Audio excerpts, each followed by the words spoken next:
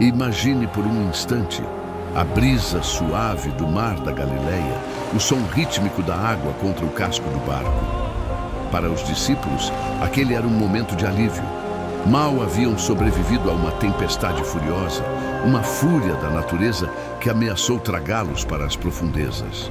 Mas agora, a calmaria. No entanto, o silêncio que os recebia na outra margem não era um silêncio de paz. Era um silêncio pesado, opressivo. Eles estavam chegando a um lugar do qual os homens costumavam se desviar. Um território que muitos consideravam amaldiçoado. Eles estavam chegando à província de Gadara. E Jesus não os levou até ali por acaso. Ele não enfrentou a tempestade para um passeio. Ele estava em uma missão de resgate em território inimigo. Muitos leem esta passagem bíblica e se concentram no evento principal, o homem possesso e os porcos. Mas para entender a profundidade do que está prestes a acontecer, primeiro precisamos entender onde isso aconteceu. Aquele chão, aquelas colinas, aquelas tumbas, tudo era um palco preparado para uma das mais impressionantes demonstrações de autoridade espiritual já registradas. A terra de Gadara não era apenas um local no mapa, era um bastião das trevas. Conforme nos relata o Evangelho de Marcos, no capítulo 5, eles chegaram à outra margem do mar, a província dos Gadarenos. Este detalhe é crucial. A outra margem significava sair do território judaico e entrar em terra gentílica. Especificamente, Gadara fazia parte da Decápolis, uma liga de 10 cidades profundamente influenciadas pela cultura e religião greco-romana. Este não era um lugar onde se adorava o Deus de Abraão, Isaque e Jacó. Era uma terra saturada de idolatria, de templos dedicados a deuses pagãos e de práticas que, para a lei judaica, eram a própria definição de impureza. O ar que se respirava ali não era apenas o ar de uma cultura estrangeira, era o ar de um domínio espiritual oposto a Deus. E a prova disso estava em toda parte, pastando tranquilamente nas colinas, uma gigantesca manada de porcos. Para um judeu, o porco era o símbolo máximo do animal impuro. A existência de uma indústria de porcos tão grande ali era uma declaração aberta. Este território não segue as leis de Deus. Você já se sentiu assim? Como se estivesse pisando em um território onde a sua fé é estrangeira? Um ambiente de trabalho, uma situação familiar, ou mesmo um lugar dentro da sua própria mente onde as trevas parecem ter estabelecido domínio, onde a esperança parece não ousar entrar. É exatamente neste tipo de lugar que Jesus desembarca. Ele não espera que o mundo se purifique para depois entrar nele. Ele entra na impureza para trazer a purificação. E o epicentro desse domínio das trevas não estava em um palácio ou em um templo, estava entre os mortos. A Bíblia diz que assim que Jesus desceu do barco, um homem possuído por um espírito imundo veio dos sepulcros ao seu encontro.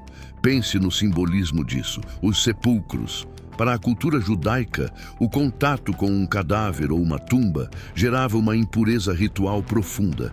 Era um lugar de desolação, de luto, o domínio da morte.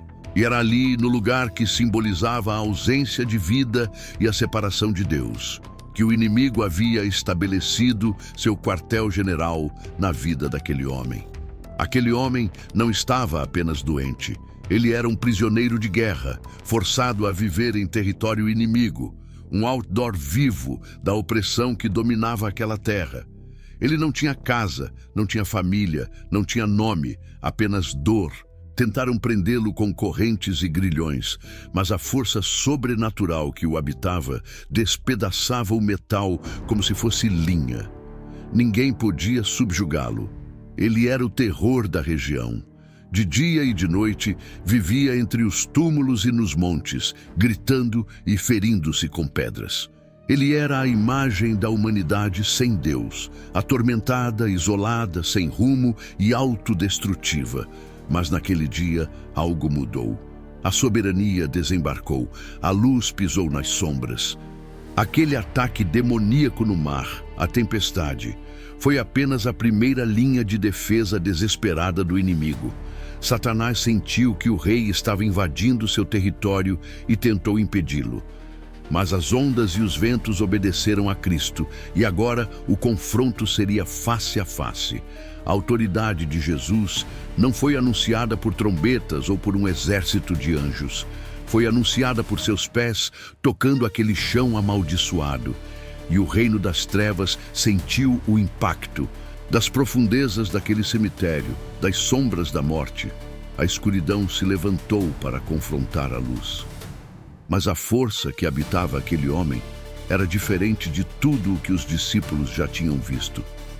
Não era apenas um demônio, era um exército, era uma legião, e ela estava prestes a se manifestar diante de seu Criador e Juiz.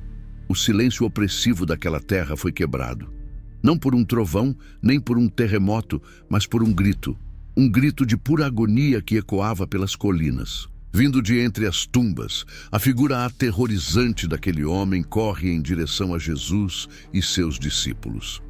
O corpo coberto de cicatrizes, os olhos selvagens, o cabelo emaranhado.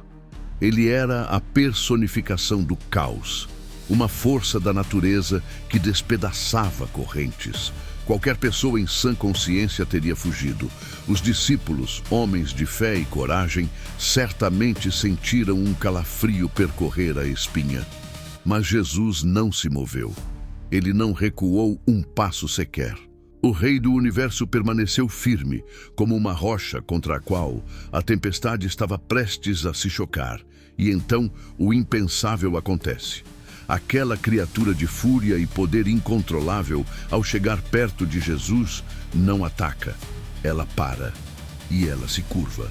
Conforme nos diz Marcos, capítulo 5, versículo 6, quando viu Jesus de longe, correu e o adorou. Entenda a profundidade disso. O homem, em sua condição, não tinha controle.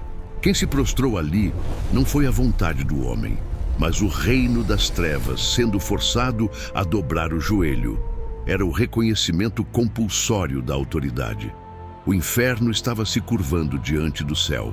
E antes que Jesus dissesse uma palavra, a voz que saiu daquele homem não era humana. Era um guincho de pânico, uma voz que vinha das profundezas do abismo. E ela fez a mais impressionante confissão de todo o Novo Testamento, vinda da fonte mais improvável. Que queres comigo, Jesus, Filho do Deus Altíssimo? Rogo-te por Deus que não me atormentes. Vamos analisar essa declaração. Em uma terra pagã, cheia de ídolos e falsos deuses, a primeira coisa que a escuridão faz é chamar Jesus pelo seu nome e afirmar sua verdadeira identidade, Filho do Deus Altíssimo. Eles não tinham dúvidas. Enquanto muitos dos fariseus, mestres da lei em Israel, questionavam quem era Jesus, os demônios sabiam exatamente quem ele era. Eles o conheciam do mundo espiritual. Eles sabiam de sua preexistência, de sua divindade e de seu poder. A confissão deles é uma prova irrefutável da divindade de Cristo. E então vem o pânico. Não me atormentes. Que tormento era esse? A força que atormentava um homem e aterrorizava uma região inteira estava agora com medo de ser atormentada. Isso revela uma verdade fundamental. Existe uma hierarquia de poder no universo. E Jesus está no topo absoluto. O medo deles não era de um homem, mas do juiz da eternidade, que tinha o poder de executar uma sentença sobre eles naquele exato momento. É nesse momento que Jesus faz algo que parece simples, mas é um ato de poder devastador. Ele pergunta: qual é o teu nome? Jesus não pergunta porque precisa de informação. Ele pergunta como um general que exige a rendição e a identificação de um soldado inimigo. Ele estava forçando a escuridão a se expor, a sair das sombras do anonimato e a confessar sua natureza diante da luz. A resposta que veio foi arrepiante e reveladora. Meu nome é Legião, porque somos muitos. Para os discípulos que ouviram isso, a palavra legião teria causado um impacto imediato e profundo. Uma legião romana era a unidade militar mais poderosa da época, composta por até 6.000 soldados de infantaria, mais tropas auxiliares. Era o símbolo do poder esmagador de Roma, uma máquina de guerra organizada, disciplinada e implacável. Ao usar essa palavra, o demônio não estava apenas dizendo "somos muitos". Ele estava revelando sua natureza. Somos um exército, estamos organizados, temos uma estrutura de comando. E nós ocupamos a alma deste homem como um exército ocupa uma nação. Isso explica a força sobre-humana daquele homem e a profundidade de seu sofrimento. Ele não lutava contra um inimigo. Ele era um campo de batalha para milhares. Quantas vezes você não se sentiu assim? Que seus problemas, suas ansiedades, suas tentações não são apenas uma coisa, mas uma legião, uma força organizada que parece esmagadora, forte demais para ser vencida. Esta passagem nos mostra que Jesus não teme a sua legião. Ele a confronta diretamente. E é aqui que o Evangelho de Lucas, no capítulo 8, nos dá um detalhe crucial. Ele nos diz o que a legião temia especificamente. Versículo 31. E rogavam-lhe que não os mandasse para o abismo. Essa palavra abismo, ou abussos no grego, não é apenas o inferno. É uma prisão específica, um lugar de confinamento para espíritos malignos rebeldes, mencionado em outras partes da Bíblia. Era a sua maior fobia. Eles sabiam que um dia seriam lançados lá, mas seu pânico era que Jesus antecipasse o dia do juízo. Eles sabiam que aquele que estava diante deles não era apenas um profeta ou um curandeiro. Ele era o único ser no universo que tinha a chave do abismo e a autoridade para trancá-los lá para sempre. A situação mudou completamente. A força, aparentemente invencível, que dominava Gadara, estava agora desarmada, exposta e suplicando. Seu único recurso não era lutar, mas implorar. E a súplica deles era estranha, desesperada, e nos leva ao coração do nosso mistério. A cena é quase surreal. Um exército de 6.000 entidades espirituais, uma força que quebrava correntes e aterrorizava uma cidade inteira, está agora de joelhos, não apenas pedindo, mas implorando por suas vidas. Eles sabem que não têm chance em um confronto direto com o Filho de Deus. Seu único medo é serem enviados para o abismo, a prisão espiritual da qual não há escapatória. E no meio desse pânico, eles fazem um dos pedidos mais estranhos de toda a Bíblia.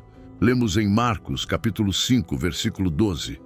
E toda a legião lhe rogou, dizendo: manda-nos para os porcos, para que entremos neles. Pare e pense nisto. Por que os porcos? De todas as opções, por que eles suplicaram para entrar em um rebanho de animais considerados impuros? Muitos leem isso como um simples desejo de evitar o tormento, um último recurso. Mas a verdade é muito mais profunda e revela a própria natureza do mal. Existem pelo menos 3 razões cruciais por trás deste pedido desesperado. E juntas, elas pintam um quadro completo da estratégia demoníaca. A primeira razão é a necessidade de um hospedeiro. Demônios são seres espirituais, mas eles são parasitas por natureza. Eles desejam ardentemente habitar em um corpo físico para poderem interagir e influenciar o mundo material. Sem um corpo, eles são como vozes sem boca, como generais sem exército. Eles são desincorporados. O teólogo C.S. Lewis tocou neste ponto, sugerindo que espíritos caídos anseiam pela fisicalidade que perderam. Para eles, estar desencarnado é um estado de tormento e impotência. Portanto, qualquer corpo, mesmo o corpo de um animal impuro, era preferível a serem enviados para o vazio do abismo. Era um ato de puro desespero para manter uma presença, por mínima que fosse, no mundo físico. Segunda razão, vai além do desespero e entra no coração de sua identidade, a natureza da destruição. O objetivo final de Satanás e seus demônios não é apenas a rebelião, mas a destruição da criação de Deus. O nome de Satanás em grego, Apollyon, significa o destruidor. Eles odeiam tudo o que Deus ama. Eles odeiam a vida, a beleza, a ordem e, acima de tudo, odeiam a humanidade que foi criada à imagem de Deus. O pedido para entrar nos porcos era a continuação de sua missão. Se não podiam mais destruir a obra-prima de Deus, o homem, eles destruiriam o que estivesse ao alcance. Os porcos representavam a economia daquela região, o sustento daquelas pessoas. Ao possuir e destruir a manada, eles não estavam apenas encontrando um novo lar. Eles estavam planejando um último ato de caos e prejuízo. Eles queriam deixar uma marca de sua passagem, um rastro de ruína econômica e social que pudesse, de alguma forma, diminuir o brilho da libertação daquele homem. A maldade não para. Ela apenas muda de alvo. Isso nos leva à terceira e mais estratégica razão, a mais sinistra de todas, o desejo de criar rejeição a Jesus. Este foi um cálculo perverso. A legião conhecia a mentalidade daquele povo. Eles sabiam que a economia deles dependia daquela manada de porcos. O que você acha que aconteceria se a chegada daquele novo profeta resultasse em uma catástrofe financeira para toda a cidade? Era uma armadilha espiritual. Ao entrarem nos porcos e os levarem à destruição, eles sabiam que o povo de Gadara ficaria furioso. Eles trocariam a libertação de uma alma humana pela perda de seus bens materiais. Eles fariam com que o povo, ao ver o prejuízo, pedisse a Jesus que fosse embora. Era um plano para que o próprio povo rejeitasse seu libertador. Eles estavam tentando transformar o maior milagre daquela região na razão pela qual a luz seria expulsa de lá. Você entende a sutileza do mal? Ele não apenas destrói, ele manipula. Ele usa nossas próprias prioridades, nossos medos e nosso amor ao dinheiro para nos virar contra a nossa própria bênção. O pedido pelos porcos não foi um ato de rendição. Foi uma última cartada estratégica, uma tentativa final de transformar uma derrota esmagadora em uma vitória de relações públicas para o inferno. Eles estavam apostando que para o povo de Gadara, os porcos valiam mais do que um homem. E agora, a decisão estava nas mãos de Jesus.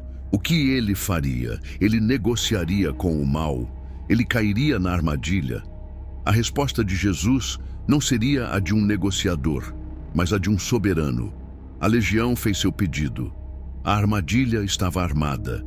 Eles ofereceram uma alternativa ao abismo, acreditando que poderiam, de alguma forma, negociar os termos de sua própria rendição e ainda causar destruição.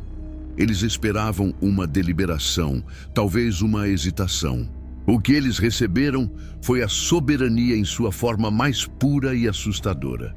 Jesus olhou para a força que se contorcia diante dele. Ele sabia de seu desejo por um hospedeiro. Ele sabia de sua natureza destrutiva.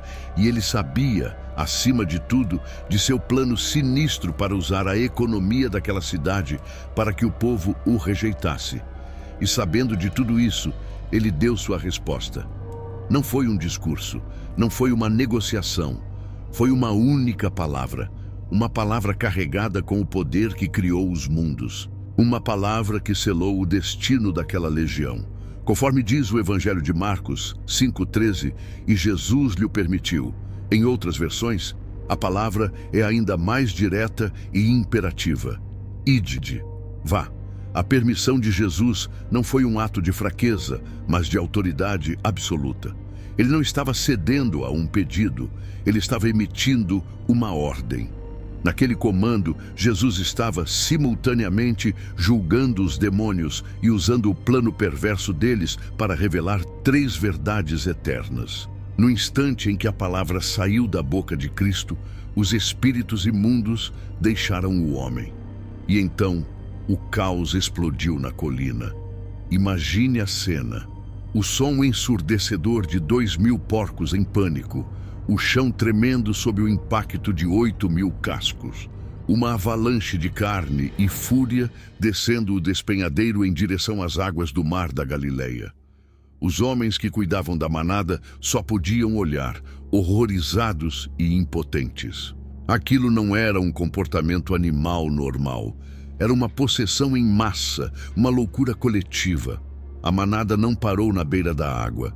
Com um impulso suicida, eles se lançaram no mar e, um após o outro, se afogaram. Em questão de minutos, a maior riqueza daquela região havia desaparecido sob as ondas. O silêncio que se seguiu deve ter sido mais chocante do que o barulho. O que acabara de acontecer? Primeiro, Jesus forneceu uma prova física e inegável da libertação. Ninguém podia ver os demônios deixando o homem. Era um evento invisível, mas todos podiam ver 2.000 porcos mortos na água. A destruição da manada foi o recibo. Foi a evidência visível e chocante de que uma transação espiritual de poder imenso havia ocorrido. O mal que estava naquele homem era real, e sua expulsão teve consequências reais e visíveis. Segundo, Jesus expôs a verdadeira natureza do mal. Qual foi a primeira coisa que a legião fez ao receber um novo hospedeiro? Eles o levaram à destruição imediata. Eles não pastaram pacificamente. Eles não esperaram. Sua essência é a aniquilação. Esta é a lição para todos nós. O objetivo final do inimigo em sua vida nunca é apenas tentá-lo ou usá-lo, é destruí-lo. O mal sempre destrói o recipiente que o acolhe. Aquele rebanho se tornou uma parábola viva do destino final do pecado. E terceiro, e mais importante, Jesus demonstrou o valor infinito de uma alma humana. O povo de Gadara estava prestes a ser confrontado com uma escolha. Ao permitir a destruição dos porcos, Jesus estava colocando uma pergunta diante deles e diante de nós: o que vale mais? Toda a economia de uma região ou a restauração de um único homem, feito à imagem e semelhança de Deus, que estava perdido e atormentado? Para Jesus, a resposta era óbvia. A vida daquele homem valia mais do que tudo. Para ele, a sua vida, a sua alma, vale mais do que todas as riquezas deste mundo. Os pastores dos porcos, aterrorizados, fugiram. Eles correram para a cidade e para os campos, contando a todos o que havia acontecido. A notícia se espalhou como fogo. Mas enquanto a cidade entrava em alvoroço por causa dos porcos, a maior história de todas estava silenciosamente acontecendo na praia. O homem. Onde estava o homem no meio de tudo isso? A resposta mudaria tudo. A notícia da ruína econômica viajou mais rápido que a notícia do milagre. O povo de Gadara saiu em massa, não para celebrar uma libertação, mas para avaliar uma perda. Eles vieram ver com os próprios olhos o resultado da visita daquele estranho profeta. E o que eles viram os chocou mais do que a história dos porcos. Eles viram o homem, aquele que eles conheciam como o endemoniado gadareno, aquele que vivia nu, aos gritos, entre as tumbas, aquele a quem ninguém conseguia prender. Eles esperavam encontrá-lo ainda em seu estado selvagem, mas o que encontraram desafiou toda a lógica. O Evangelho de Marcos, capítulo 5, versículo 15, nos dá a imagem mais poderosa de transformação de toda a Bíblia. Eles viram o homem que fora possuído pela legião, assentado, vestido e em perfeito juízo. Pense neste contraste. O homem que não parava quieto agora está assentado em paz. O homem que vivia nu, expondo sua vergonha, agora está vestido com dignidade. O homem cuja mente era um campo de batalha, atormentado por 1000 vozes, agora está em perfeito juízo, com a mente restaurada. O caos deu lugar à ordem. O tormento deu lugar à tranquilidade. Onde antes havia um monstro, agora havia um homem. Mas a reação do povo foi trágica. A Bíblia diz que eles tiveram medo. Eles viram o poder que libertou um homem, mas só conseguiram pensar no poder que destruiu seus porcos. Eles olharam para o milagre e calcularam o prejuízo. Então, fizeram o seu pedido a Jesus, que ele se retirasse de suas terras. Eles preferiram sua economia à presença de seu Criador. Eles escolheram os porcos em vez do Salvador. Que advertência solene para nós. Quantas vezes não pedimos para Jesus se afastar de uma área de nossa vida, porque a transformação que ele oferece nos custará algo que não queremos abrir mão. Enquanto Jesus se preparava para partir, o homem liberto, cujo mundo inteiro havia sido refeito por aquele toque de graça, fez o único pedido que fazia sentido em seu coração. Ele implorou para ir com Jesus. Ele queria ficar para sempre ao lado de seu libertador. Mas Jesus, em sua infinita sabedoria, tinha uma missão ainda maior para ele. Ele lhe disse: "Não, vá para casa, para a sua família e anuncie-lhes quão grandes coisas o Senhor te fez e como teve de ti misericórdia."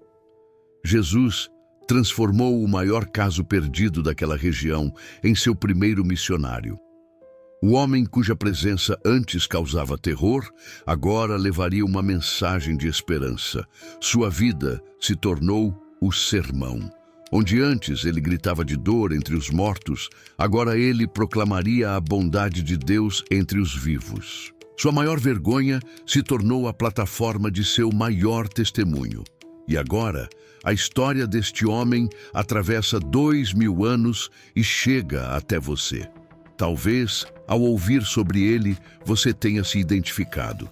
Talvez você se sinta como ele era antes de Jesus chegar, preso por correntes que ninguém vê, correntes de vício, de culpa, de um passado que você não consegue esquecer, vivendo em tumbas, a tumba da depressão, da solidão, do desespero, sentindo-se nu e envergonhado diante dos outros e de si mesmo, com uma legião de problemas, medos e ansiedades gritando em sua mente, roubando sua paz e seu juízo. Talvez você já tenha tentado de tudo para se libertar, mas nenhuma corrente humana foi forte o suficiente para te prender, e nenhuma força sua foi suficiente para te libertar. A mensagem desta história para você hoje é esta: o mesmo Jesus que atravessou uma tempestade para alcançar um único homem atormentado em Gadara. Ele atravessa a tempestade da sua vida para te encontrar exatamente onde você está. Ele não tem medo da sua legião. Ele não tem nojo das suas tumbas. Ele não se escandaliza com a sua vergonha. O valor que ele deu àquele homem, ele dá a você. Para ele, a sua restauração vale mais do que todas as riquezas do mundo. O poder que expulsou demônios com uma única palavra é o mesmo poder que pode silenciar as vozes que te atormentam e te colocar em perfeito juízo. Ele quer te tirar das tumbas e te dar um propósito. Ele quer trocar suas cicatrizes por um testemunho. A decisão agora é sua. Você pode ser como o povo de Gadara, que calculou o custo e pediu para Jesus se afastar. Ou você pode ser como aquele homem que recebeu a libertação e teve sua vida transformada para sempre. Se você se sente longe de Deus, se você sente o peso dessa legião sobre seus ombros e deseja entregar sua vida ao único que pode te libertar, este é o seu momento. Não é por acaso que você está ouvindo esta mensagem até o final. Jesus está te chamando para fora das tumbas. Eu te convido a tomar uma decisão agora mesmo. Cele esta decisão aqui, neste altar virtual. Com toda a força da sua fé, comente a frase exata: eu te aceito, Senhor Jesus, como meu único e suficiente Senhor e Salvador da minha vida. E se você já é um crente, se você já conhece o poder deste Rei, fortaleça esta mensagem e declare sua fé. Comente com um forte: Amém. Que a paz daquele homem em Gadara, a paz de estar assentado aos pés de Jesus, vestido e em perfeito juízo, inunde o seu coração e a sua casa, agora e para sempre.